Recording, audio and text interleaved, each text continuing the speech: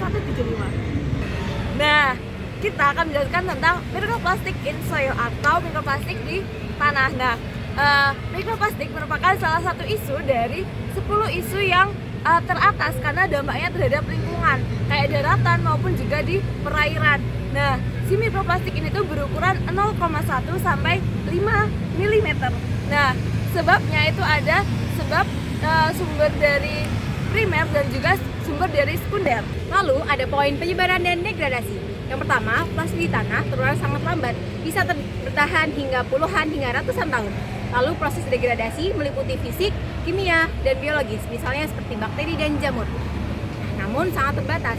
Lalu yang ketiga ada mulsa plastik, terutama bahan polietilen adalah penyumbang terbesar, sulit terurai dan menghasilkan residu mikroplastik. Lalu ada dampak terhadap lingkungan tanah. Ada 4 poin. Yang pertama adalah transportasi. Misalnya seperti mikroplastik dapat berpindah ke udara, sungai, laut, bahkan air tanah melalui erosi angin, limpasan, atau biota tanah. Misalnya melalui cacing tanah.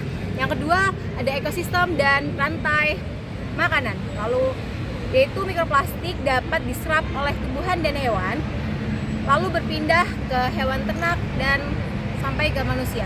Lalu poin yang ketiga ada kontaminan lain seperti MPS, itu bisa membawa logam berat, pestisida dan bahan kimia organik lainnya hingga antibiotik. Lalu poin yang keempat ada organisme, seperti kayak dapat menyebabkan gangguan pertumbuhan, reproduksi, bahkan kematian pada fauna tanah seperti cacing, serangga, hingga isoposida. Lalu terdapat poin tantangan penelitian. Yang pertama, terdapat standarisasi, metode untuk deteksi, kuantifikasi, dan karakteristik mikroplastik di tanah itu masih terbatas.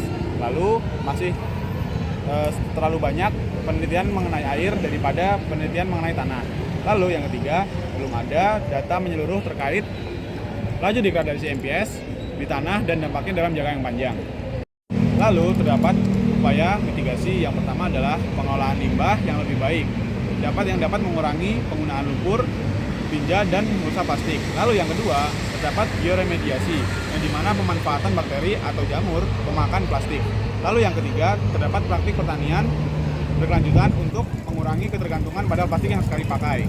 Lalu poin yang terakhir, mitigasinya adalah riset lanjutan terkait interaksi MPS dengan kontaminan lain dan dampaknya pada ekosistem tanah. Jadi kesimpulannya, mikroplastik adalah ancaman serius bagi tanah, air, organisme, dan manusia, serta diperlukan riset intensif, regulasi, serta praktik pengelolaan limbah dan pertanian yang lebih baik untuk mencegah akumulasi MPS di sekitar lingkungan. Sekian dari kelompok kami, semoga bermanfaat. Ya, bye.